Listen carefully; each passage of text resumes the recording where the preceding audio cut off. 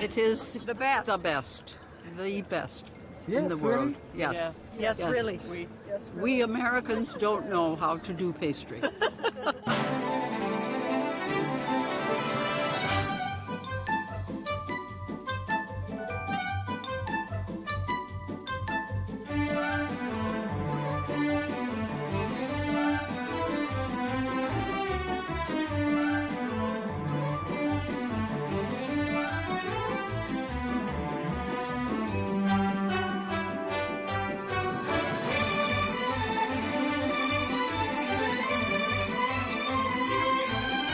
Si le dessert est universel, la pâtisserie, elle, est bien française.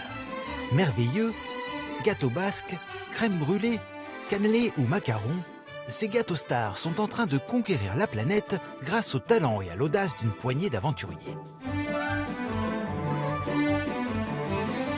Le merveilleux de Fred rencontre le succès partout où il débarque. Ça m'étonne pas. J'étais même vue à New York. Un gâteau star. Après New York, Londres, Genève et Bruxelles, le pâtissier lillois s'attaque à Berlin. Quand Bruno a une idée en tête, rien ne l'arrête. Il a décidé d'envahir les pays scandinaves avec son gâteau basque. It's very popular in France. Very, very popular. It's good. Good. Céline a quitté son métier d'avocate pour se lancer dans les cannelés. Des palaces new-yorkais au café branché de Tokyo, elle est en train de réussir son pari. My name is Celine and I'm the owner of the cannelé. So do you like it? Did you try? On vient de tous les continents pour percer les secrets de la pâtisserie française. Don't put too much chantilly. L'école d'Alain Ducasse en Haute-Loire est réputée dans le monde entier. This is the best on the pastry, right? That's the reason everybody want to come. Everybody dream about this. À Hong Kong, Merwan et Christophe font partie des leaders de la pâtisserie française. 10 magasins, 700 000 crèmes brûlées et 6 500 000 macarons vendus en 7 ans. C'est déjà très bien, mais les deux frères ne comptent pas s'arrêter là. Étant donné qu'on va en Chine dans la prochaine étape c'est 1,3 milliard de macarons.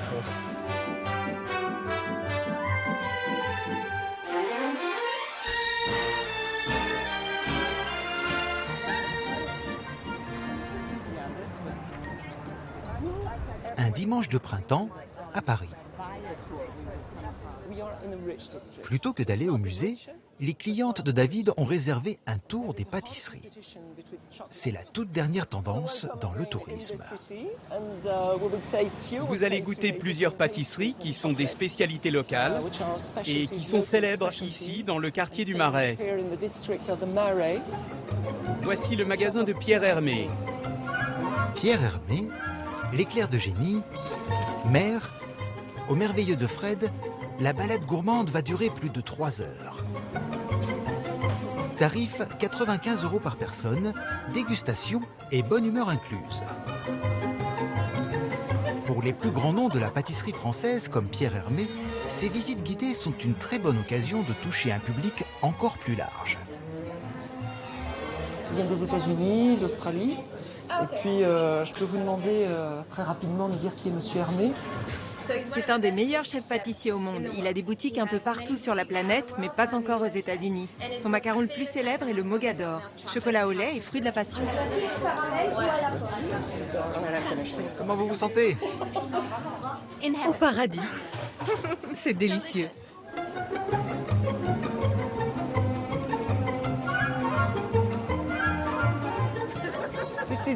Voilà les éclairs.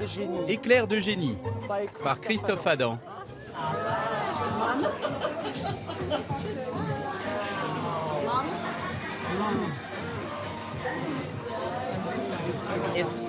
C'est incroyable. J'adore celui à la vanille. Au fur et à mesure que je les goûte, c'est toujours le dernier que je préfère. On a la chance d'avoir de grands chefs. Et avec la pâtisserie, on a tous les ingrédients marketing réunis. C'est à la fois les saveurs, les couleurs. Donc il y a véritablement des atouts. Et vous voyez, le plateau parle de lui-même. C'est parti en même pas 5 minutes.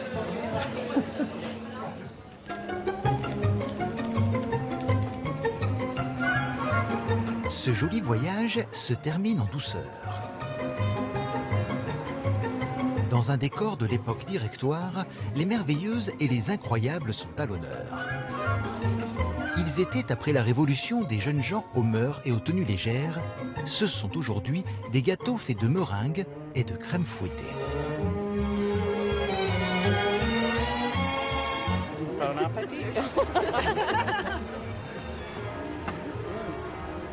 C'est tellement léger.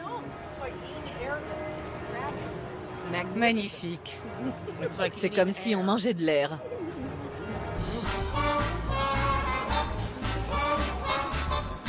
Les merveilleux de Fred sont en train de conquérir la planète, avec déjà 25 boutiques ouvertes, de New York à Bruxelles, en passant par Londres et Genève, et plusieurs millions d'euros de chiffre d'affaires annuel. Un destin hors du commun pour cette pâtisserie ancienne, originaire du nord de la France, et qui doit sa renommée à Frédéric Vaucan. Au cœur du Vieux-Lille, un samedi après-midi, on fait la queue pour un merveilleux.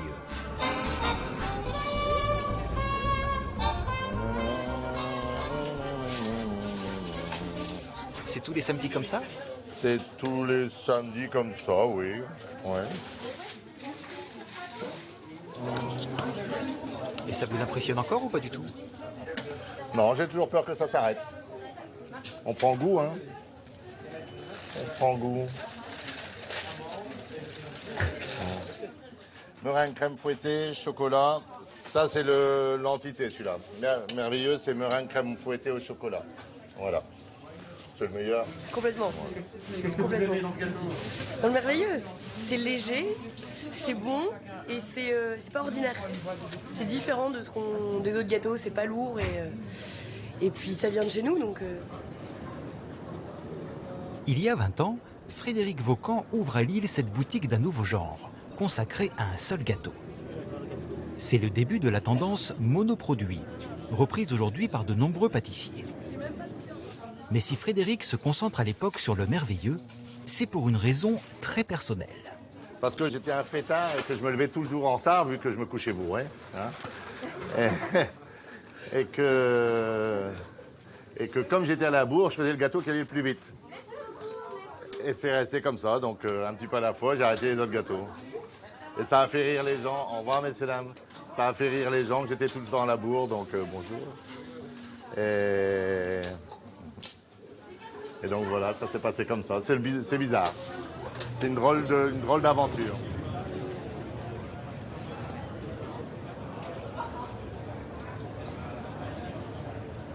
Déjà que le gâteau est bon, il plaît.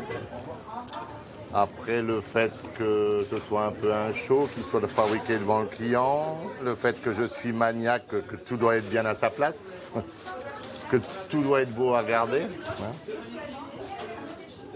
Le temps s'est arrêté pour moi au staff et à la feuille d'or, j'adore ça. Et le marbre, enfin, toutes les choses très intemporelles en fait. Hein. Dès l'instant où on met un lustre comme ça dans une boutique, ça devient une marque de fabrique. Mon tout premier lustre que j'ai acheté, je l'ai acheté 11 000 €. Et c'était une folie à l'époque de mettre autant d'argent dans un lustre. Aujourd'hui, on monte jusqu'à 70 000 €. Impressionnés par le succès de la pâtisserie lilloise, des investisseurs vont proposer à Frédéric de s'associer avec lui pour développer son concept en France et à l'étranger. Comme le gâteau a vraiment plu à Lille, on est venu me demander pour faire d'autres régions, quoi. L'Angleterre, la Belgique, 2, la Suisse, 3, l'Allemagne, 4, les États-Unis, 5. 5 pays et la France, 6. Un gâteau star. Bien.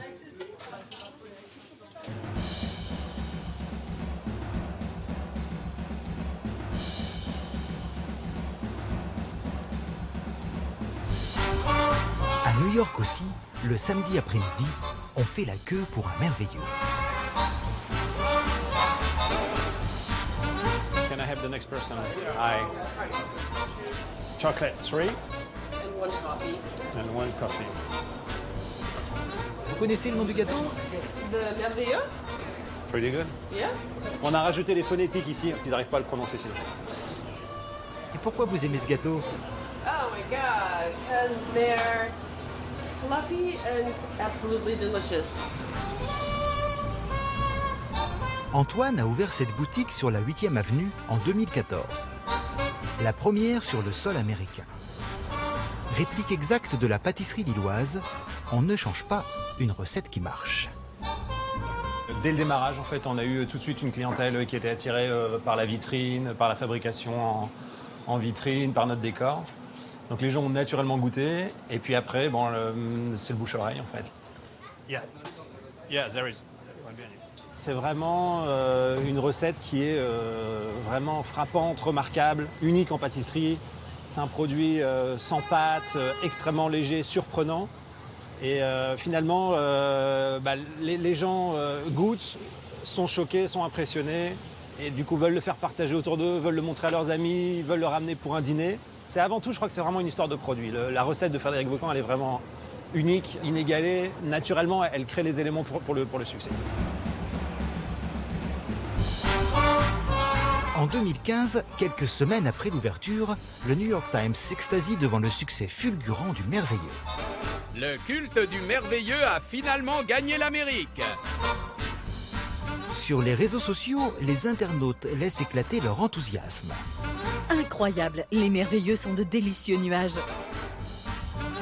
Laissez-moi mettre 10 étoiles, ça mérite 10 étoiles. Mon Dieu, cet endroit est la définition du paradis. Consécration, le merveilleux vient d'être élu pâtisserie préférée de l'État de New York. Ah oui. Ouais, alors on a été élu le mois dernier meilleure boulangerie de l'État de New York par Yelp, qui est un énorme site de revues sur Internet. C'est super, c'est vraiment une reconnaissance. Surtout ici aux États-Unis, qui est vraiment le pays de la review, où les gens laissent des reviews sur tous les business, que ça va de la boulangerie au restaurant, au cabinet d'avocat, au cabinet de médecin, vous laissez des reviews. Donc nous, on suivait avec une certaine attention ce que les gens disaient de nous. On était très fiers des revues positives. Et là, qu'on soit reconnu et qu'on se fasse décerner le prix de la meilleure boulangerie, c'était vraiment une belle consécration. Caramel, the last one.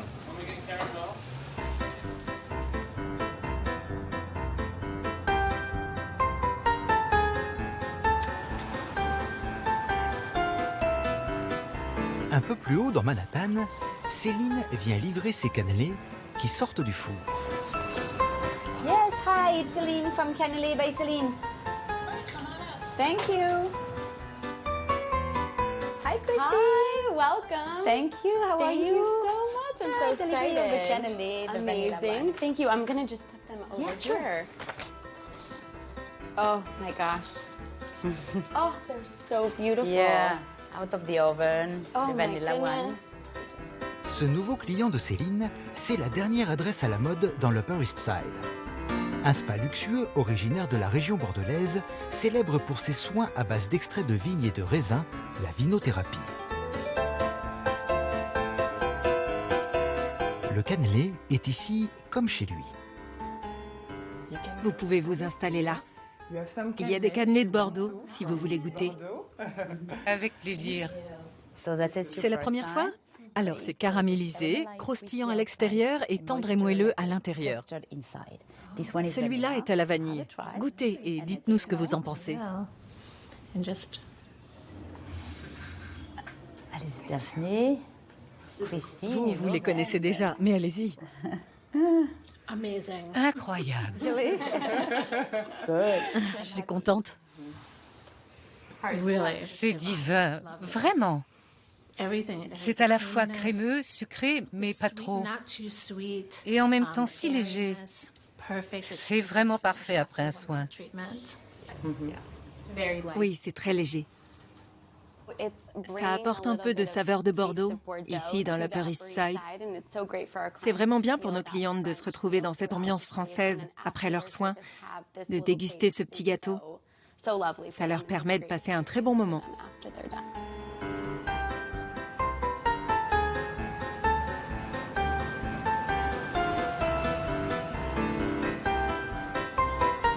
Autre quartier, autre client, au pied de l'Empire State Building. Ce café coréen a été un des premiers à vendre les cannelés de Céline. Hi, Starling. Good, how are you today? Good to see you too.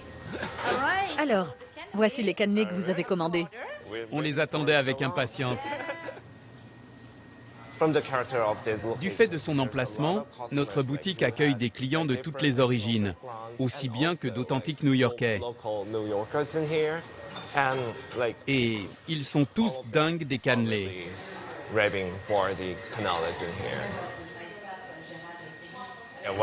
Mon préféré, c'est celui au rhum. Personne n'est capable d'atteindre une telle qualité à New York. Changer de métier et conquérir Manhattan avec des cannelés, c'est l'incroyable défi que s'est lancé Céline. Avant, elle était avocate entre Paris et New York. Une rencontre avec un grand chef français va changer sa vie. Alors, l'histoire a commencé, je dirais, il y a une dizaine d'années.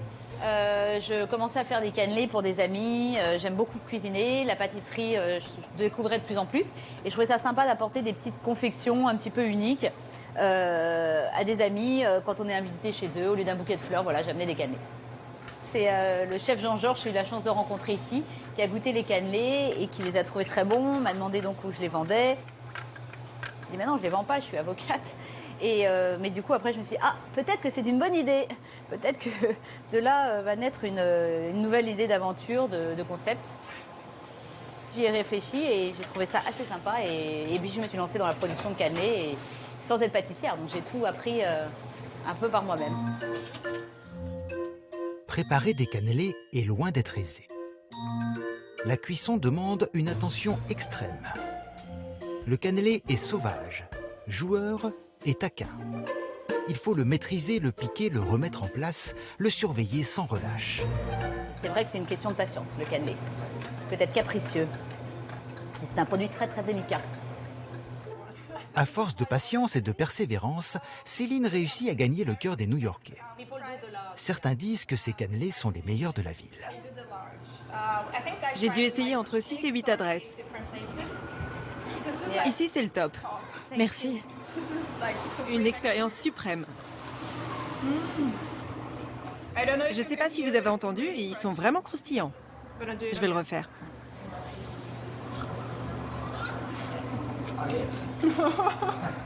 oui, je suis contente parce que c'est un petit peu, voilà, c'est toujours agréable d'avoir un retour direct du client et elle a l'air sincère. Ok, thank you, merci.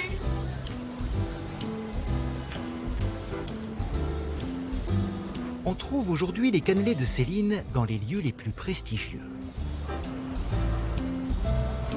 À l'hôtel Carlyle, par exemple. Les Kennedy y avaient leurs habitudes. Woody Allen y joue du jazz chaque lundi soir. Et les présidents français y ont une suite réservée. Ah, salut Vincent. Bonjour Céline, comment Ça vas-tu? va? Très bien, et toi? La petite livraison de cannelés. Très bien, superbe. Caramel, chocolat, vanille. Le restaurant du Carlyle est un des plus importants clients de Céline. Il lui commande 200 cannelés chaque jour pour servir avec le thé et le café. Un petit café pour toi, bien américain. Merci. Voilà. Bien sûr, avoir une commande régulière, c'est très bien. Ça permet d'installer le cannelé dans l'habitude des desserts des Américains et de le faire connaître de plus en plus. Donc c'est une belle opportunité pour nous. Les présidents français sont descendus et l'ont goûté. Et je pense que les présidents américains également, puisqu'à l'époque, on nous avait commandé en fait les petites coupelles en verre pour le mettre dans la chambre en prévision de la venue du président américain. Donc après, je ne sais pas voilà, quel moment ils l'ont goûté, mais en tout cas, je pense qu'il a été dégusté. Faire une reconversion comme ça, dans un nouveau lieu, dans une nouvelle ville, un nouveau pays, c'est vrai que ça faut avoir du courage et de réussir surtout, parce que non, la réussite, c'est... La route est longue. La route est longue.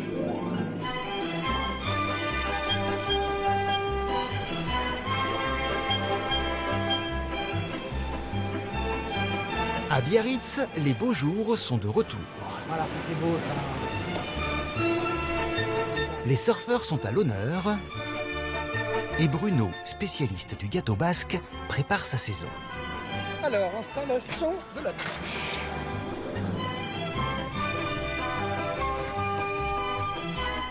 Bonjour, ça va? Bruno a toujours une idée d'avance pour faire la promotion de son gâteau préféré.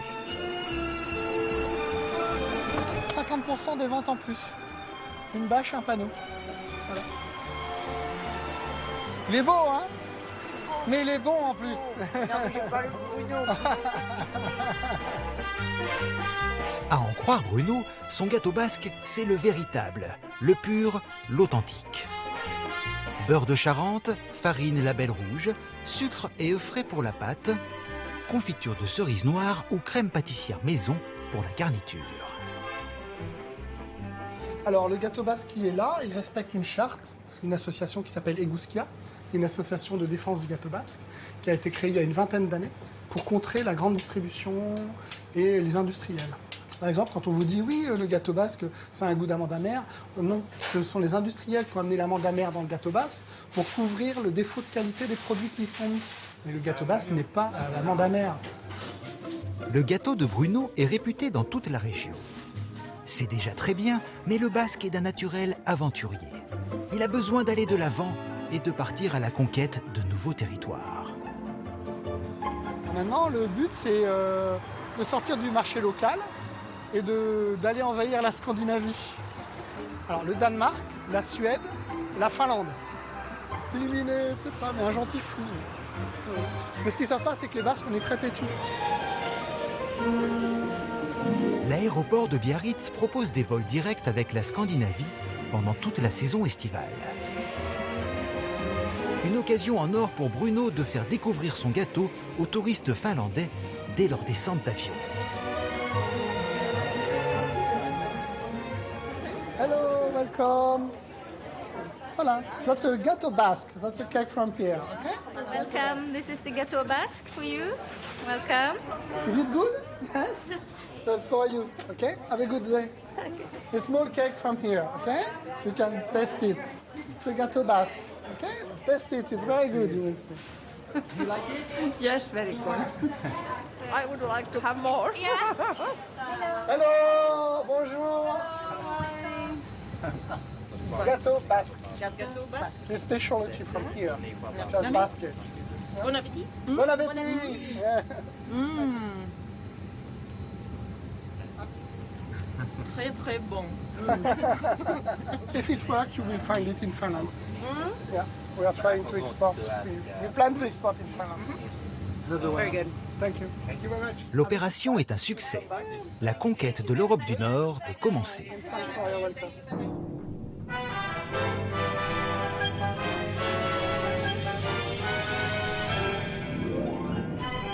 Bruno et sa collaboratrice Anna se sont donné 3 jours pour séduire les acheteurs scandinaves avec leur gâteau basque.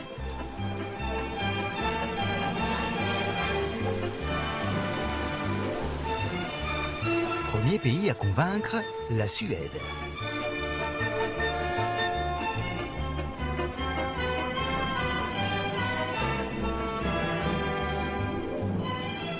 Moi j'ai les basques cerises. Voilà, tu as les basques crème. Oui, je les crème. Ensuite, on a le panneau rouge pour la présentation sur l'étagère. Oui. Et le tablier à mettre pour le vendeur ou la vendeuse pour faire la présentation, la promotion des gâteaux basques. Oui. Et surtout, on va insister sur le crème. Oui. Comme tu pensais que c'était une bonne vente possible. Oui, je pense. Le duo de choc a rendez-vous dans un magasin chic. Ica Stop, dans la banlieue de Stockholm, a été élu plus beau supermarché de Suède en 2015.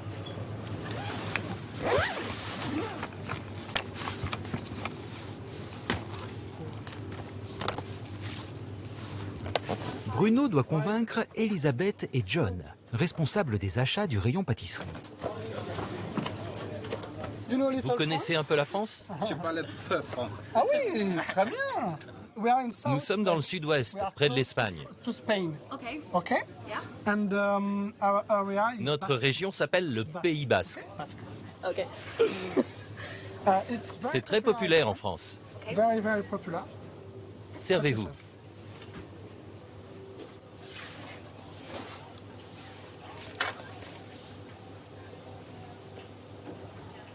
avec un café, un thé. Celui-là est à la cerise. Il est un peu plus sucré. Oui, c'est plus sucré. Comment vous le trouvez? Le goût est incroyable. Ça me rappelle mon enfance. Vous le vendez dans toute la France? Oui. Oui, en France, c'est un des 5 gâteaux les plus connus. Éclair, millefeuille, forêt noire, black forest, and the gâteau basque. Avec Bruno, vous êtes sûr d'avoir de bons ingrédients. Les gens savent que s'il y a ce label, c'est un produit de bonne qualité. Andreas, le directeur du magasin, semble intéressé par la dégustation. Une occasion en or pour Bruno. Vous voulez goûter? Oui. Mais peut-être que je vais pas aimer. C'est vrai, je prends des risques. C'est bon? Fait maison. Fantastique, vous avez un très bon concept. Je n'avais jamais goûté, c'est très très bon. Vous pensez que les Suédois pourraient aimer? Oui, on a des clients internationaux qui voyagent beaucoup. Je pense qu'ils seraient contents de retrouver ce gâteau ici. Bien, on vous rappelle en avril pour voir ce que vous en pensez et comment on pourrait travailler. Vous pourriez peut-être mettre un drapeau suédois dans votre boutique et dire qu'on peut l'acheter aussi en Suède. Oui, si vous voulez le vendre, on est là pour vous aider. Il faut qu'on travaille main dans la main. Merci beaucoup. Tout le plaisir est pour moi. Merci. On reste en contact. J'espère bien. C'est assez positif parce que là on a eu le directeur d'établissement et ça c'est très positif. Moi je l'avais jamais rencontré, c'est la première fois que je le vois. Et lui il était très positif. Ouais, très positif et il trouve que le produit peut être vendu cher parce qu'il est vraiment de très bonne qualité. Ça c'est ce qu'il a dit. Et là c'est important parce que ça veut dire qu'ils commencent à réfléchir à leur marge.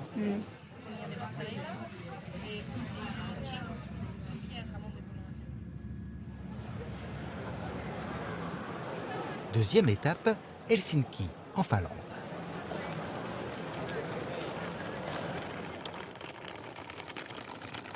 Bruno rêve de voir son gâteau basque dans les rayons du grand magasin Stockmann.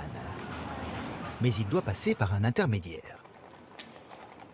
Le rendez-vous a lieu à une dizaine de kilomètres du centre-ville avec Vesa, un des plus importants grossistes du pays. Bruno lui propose sa dernière idée pour lancer le marché, distribuer ses gâteaux dans les avions qui rentrent de Biarritz.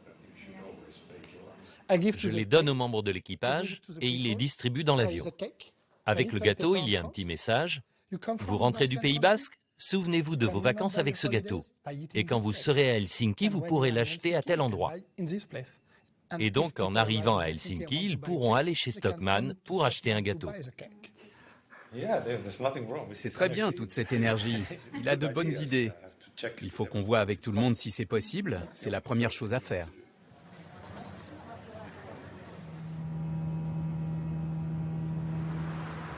Troisième pays visité, le Danemark.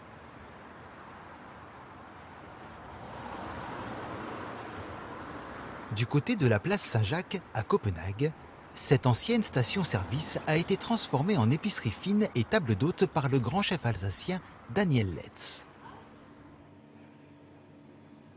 Camembert, foie gras, vin, on trouve ici tout ce que le terroir français a de meilleur et les clients les plus prestigieux. Alors ça c'est la famille royale quand ils viennent manger ici dans mon garage, regardez là ils sont tous là. Il y a son Altesse royale la reine du Danemark, le prince consort, monseigneur. Ils viennent manger chez nous 3-4 fois par an. Bruno espère bien que son gâteau se fera une place parmi ses produits d'exception. Allez vas-y, après vous madame. Oui. Si l'équipe française du magasin le trouve bon, il aura peut-être une chance. Noël, qu'est-ce que t'en penses? Moi, je reviens de chez le dentiste, mais c'est bon. Super. Ah, c'est bien. Moi, j'adore. Ah, c'est très bien. On dirait que ça vient d'être fait. À la minute. Ah oui, vraiment. Bon, il y a du bon beurre. Vous travaillez très bien, bah alors automatiquement, c'est des super produits, hein. Ça, il n'y a rien à dire. Ah, venant d'un grand chef. Ah oui, là... C'est des super produits. Rien à dire. Ah, il y a de l'émotion, ouais. Ah ouais. Ouais, merci beaucoup. C'est bien. Non, je pense qu'on peut essayer de toute façon. Il faut qu'on essaye. Il n'y a pas de secret. Nous, ce qu'on peut faire avec ce type de produit, c'est le lancer, commencer, l'expliquer, l'argumenter, et puis ensuite faire un point ensemble dans 6 mois, voir comment ça va. Est-ce que nous, on a trouvé une clientèle? Est-ce que la clientèle s'est retrouvée dans cette pâtisserie-là, dans ces gâteaux? Et puis voilà. Ça fait vraiment plaisir de voir que le produit intéresse, même si on peut passer pour des fous en France. À l'étranger, finalement, on n'est peut-être pas si fous que ça.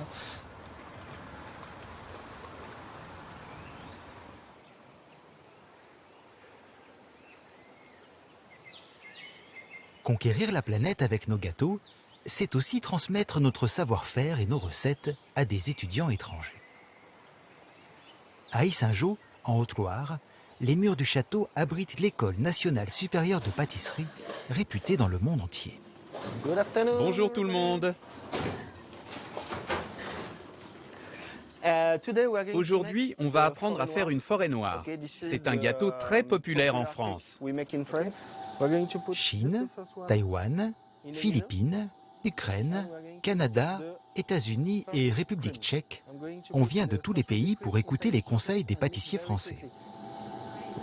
Je mets la crème au chocolat au centre et la chantilly autour. J'ajoute les cerises en les faisant bien rentrer et ensuite la deuxième génoise.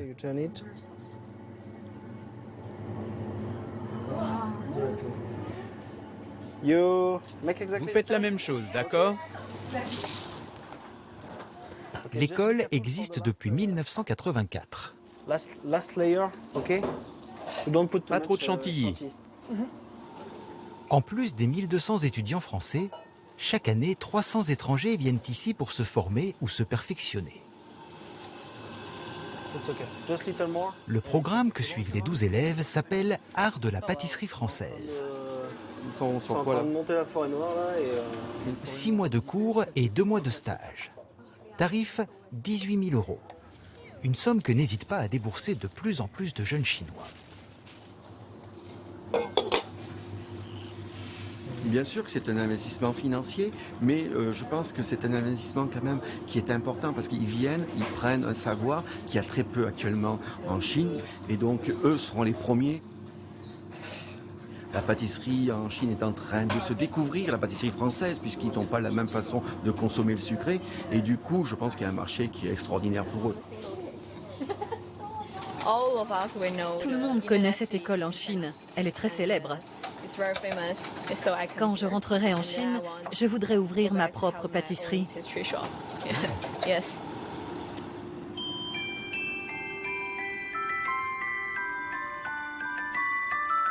Ce que viennent chercher les étudiants étrangers, ce sont ces tours de main, ces gestes précis, ces petits détails qui font que la pâtisserie française est en haut de l'affiche dans le monde entier.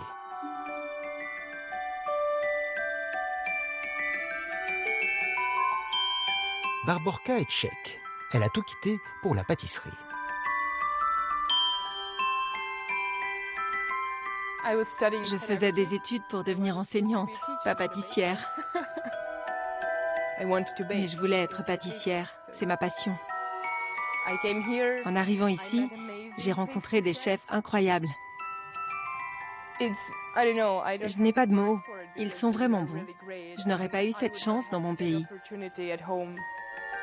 Entre mets, millefeuilles, éclairs, mousse, en 6 mois, Barborka apprend à réaliser près de 200 gâteaux. Au début, on voyait certains gâteaux et on se disait qu'on ne serait jamais capable de les faire. Maintenant, quand je vois nos gâteaux, je me dis, c'est moi qui les ai faits. Et je vois qu'on a beaucoup appris. La forêt noire est le dernier gâteau de la formation. La semaine prochaine, Barborka et ses amis partiront en stage en France et à l'étranger. C'est du beau travail. Je suis très fier de vous.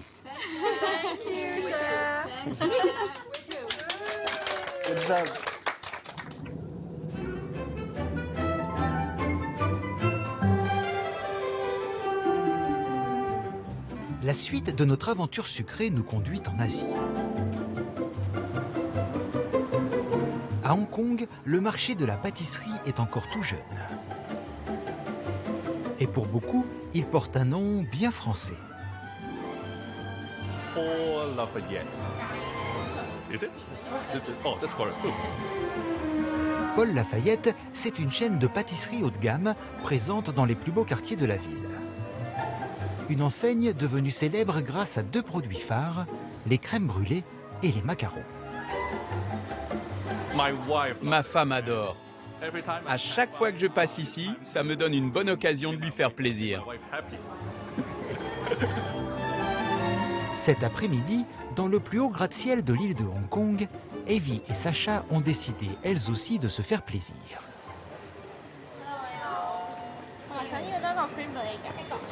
Elles viennent de commander une crème brûlée. Le dessert est préparé sous leurs yeux et sous l'objectif de leur téléphone. Aussi important que la dégustation, le partage sur les réseaux sociaux. Montrer à ses amis que l'on est devant la chaîne de pâtisserie française est un must. Beaucoup de gens connaissent Paul Lafayette à Hong Kong? Oui, je pense. C'est très connu ici. Ils ont beaucoup de magasins en ville.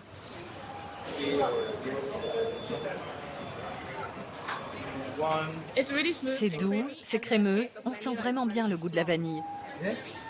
J'aime beaucoup. Avec une dizaine de boutiques et 80 salariés, Paul Lafayette, c'est l'histoire d'une réussite fulgurante et d'une aventure familiale. Merwan et Christophe sont encore étudiants quand leur père décide de se lancer dans la pâtisserie en 2009. Hello. Hello. Alors c'est venu notre père qui était à Hong Kong depuis maintenant quasiment 12 ans et qui voilà, avait vu qu'à l'époque il n'y avait donc en effet aucune chaîne de pâtisserie sur le marché à Hong Kong, si ce n'est les quelques hôtels 5 étoiles qui proposaient des tea time ou de la pâtisserie. La Paul Lafayette était vraiment la première chaîne de pâtisserie sur le marché hongkongais qui a ouvert toute fin 2009 en fait, pour Noël 2009. Le défi est de taille.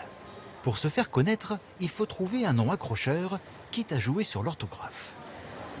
Beaucoup d'Asiatiques ont voyagé en France, connaissent que ce soit je dirais, le Général Lafayette ou alors les Galeries Lafayette. Et même si l'écriture est bien sûr différente, c'est vrai que c'est un nom qu'ils retiennent facilement et ils pensent plus facilement en effet à Paris ou à la France en pensant à ça. Voilà.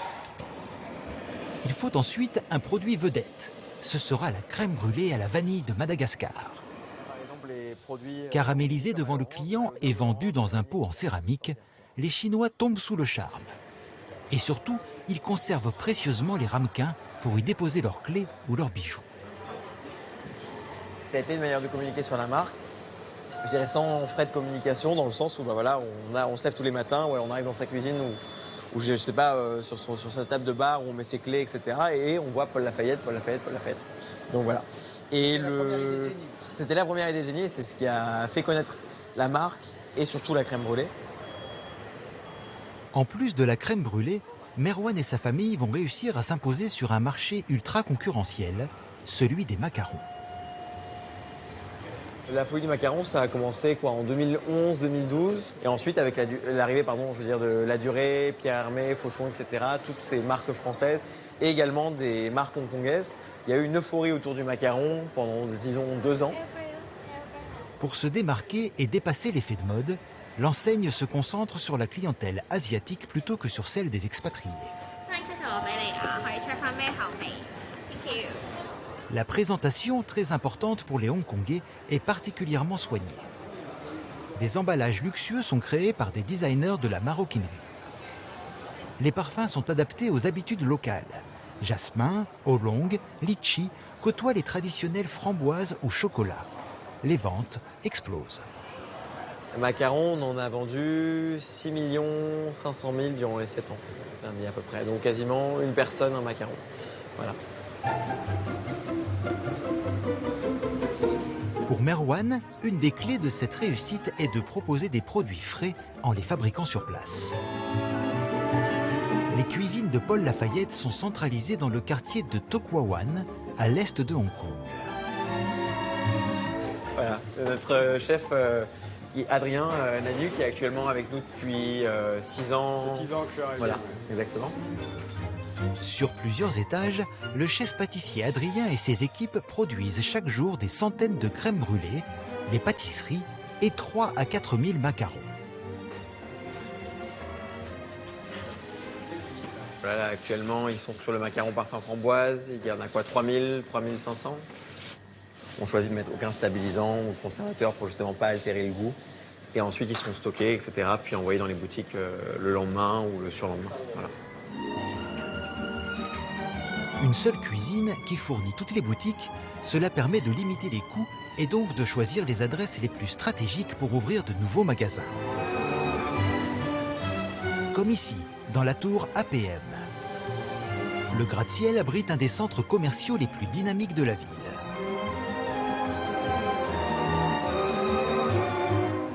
Hello, how are you?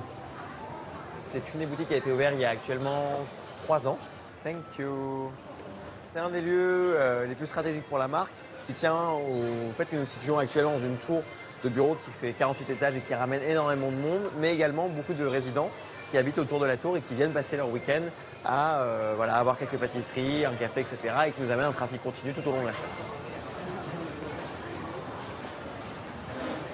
Une des autres raisons du succès, c'est la façade linéaire de la boutique qui nous permet de présenter le packaging d'une part, l'ensemble des produits avec la gamme de macarons, de gâteaux d'anniversaire, les pâtisseries et aussi les crèmes brûlées. Et bien sûr, la signature de la maison qui est la partie caramélisation de la crème brûlée qui se fait en face du client, totalement ouverte, avec l'odeur, etc. qui en ressort. Ça, c'est la crème brûlée à l'orange, qui est donc, le nouveau parfum de la mini crème brûlée qui a été lancé il y a une semaine. Délicieuse. Objectif. Très objectif.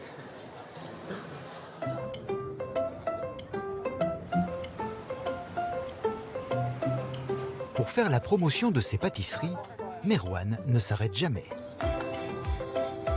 Good evening everyone. Welcome to Paul Lafayette macaron making workshop. Who is going to teach you today about the process making of the macaron. Okay, meringue. Meringue.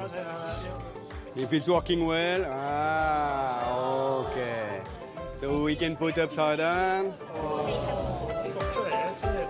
On a énormément développé la marque à travers ces différents workshops-là. On le fait à peu près 2 fois par mois. Les gens recherchent beaucoup à savoir tout le côté expérience et à essayer de comprendre comment sont faits les macarons. Personne sur Hong Kong ne l'a fait. C'est un côté nouveau. Les Hongkongais et les Asiatiques en général ne connaissant pas trop la culture de la pâtisserie française, finalement, ça leur permet de comprendre derrière l'achat d'un macaron, d'une pâtisserie, comment est-ce qu'il a été réalisé. C'est une expérience géniale. C'est la première fois que je fais des macarons. Mais comme je ne suis pas vraiment douée pour la pâtisserie, je préfère continuer à acheter les leurs.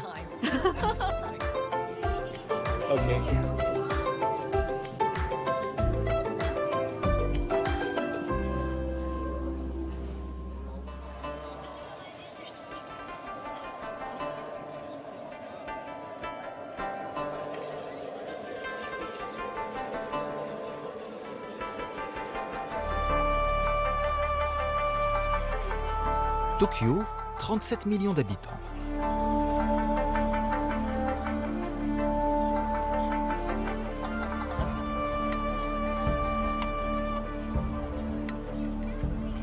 Dans la ville la plus peuplée du monde, Céline vient de décrocher son premier marché.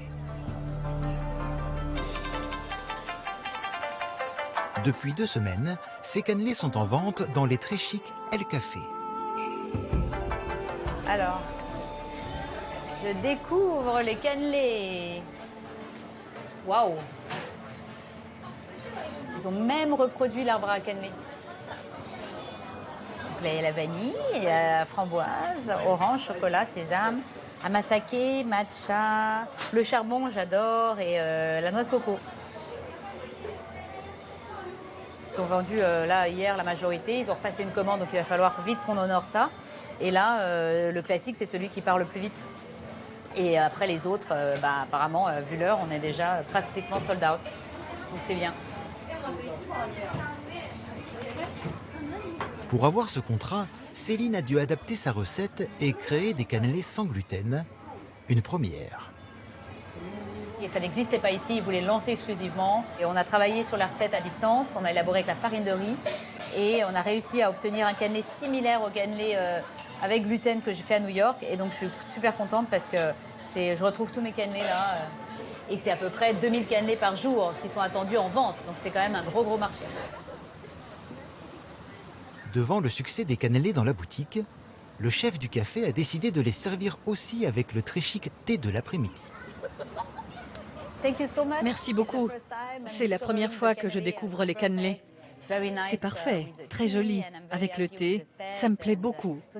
C'est le premier week-end que vous les proposez avec le thé? Oui. Je suis très fière. En plus, le Café Elle, c'est quand même assez prestigieux. Ça vient d'ouvrir, c'est tout nouveau.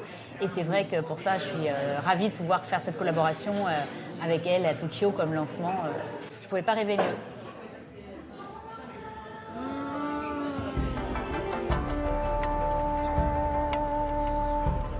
Les cannelés de Céline se consomment frais.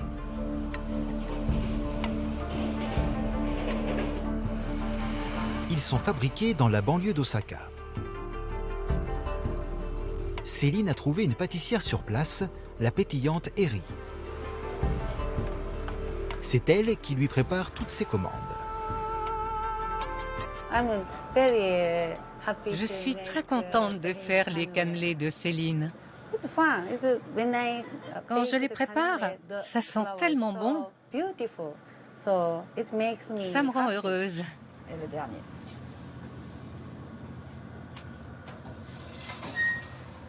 C'est ça l'aventure. On part d'un petit concept, d'une passion et qui grandit et fait des rencontres incroyables. Donc avec une cuisinière japonaise, je suis très contente d'avoir rencontré Eri. Là, ce sont les soumis, c'est ça? Oui. C'est de la poudre de charbon. C'est une substance très saine et qui est très recherchée par les japonaises. C'est très fin, ça donne un côté velouté incroyable. Et après, ça devient noir. Yes, noir.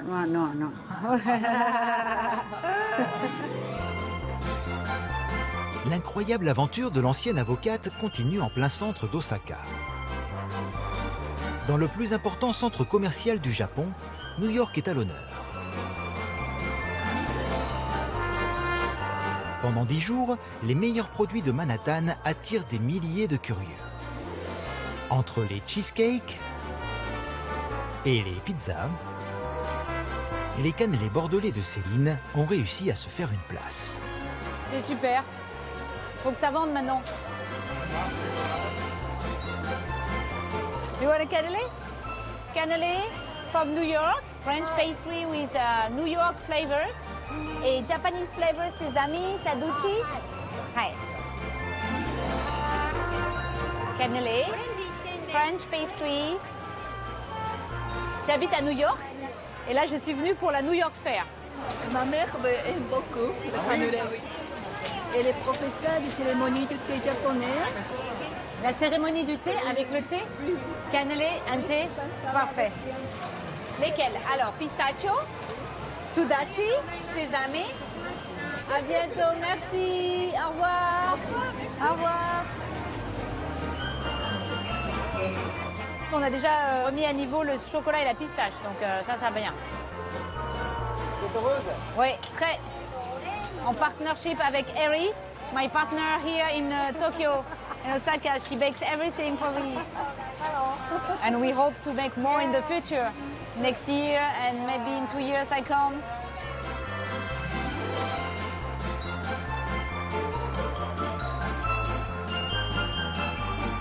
À Berlin, c'est jour de fête.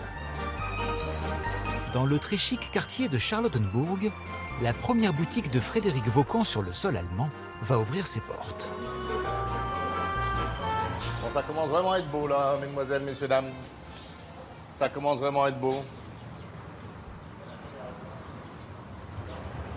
C'est agréable, on va pouvoir boire des verres maintenant. Boutique bien arrosée, prospérité. Moi, je serais vous, j'ouvrirai la porte là-bas. Hein. Bah oui, on regarde les gens attendre. Ouais.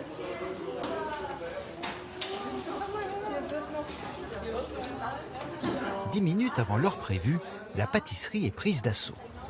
Les clients, comme partout en Europe et aux États-Unis, font déjà la queue pour un merveilleux. 1, 2, 3, go.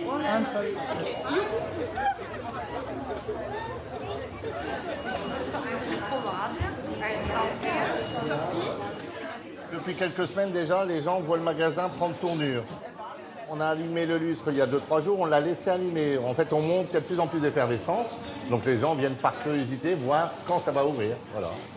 Et comme on est tous souriants pour l'instant, et c'est ça qui fait. On vend du plaisir dans un monde compliqué. Donc alors on ne le vend pas, on l'offre aujourd'hui.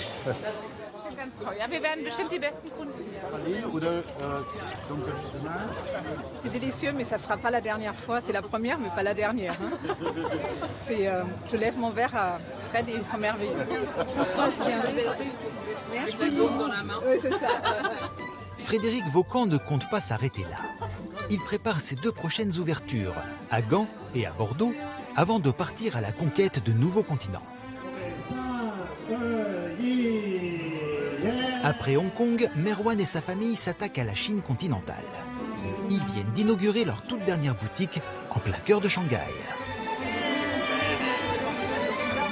Bruno a reçu ses toutes premières commandes du Danemark pour son gâteau basque. La Finlande et la Suède devraient suivre. 1, 2, 3. Un mois seulement après avoir terminé sa formation, Barborka a été embauchée dans une pâtisserie française en Norvège. Pistachio, lemon et rum raisin. En 10 jours, Céline a vendu 15 000 cannelés à Osaka. Very, very good. Le Japon, comme le reste du monde, semble bien être tombé sous le charme des pâtisseries françaises.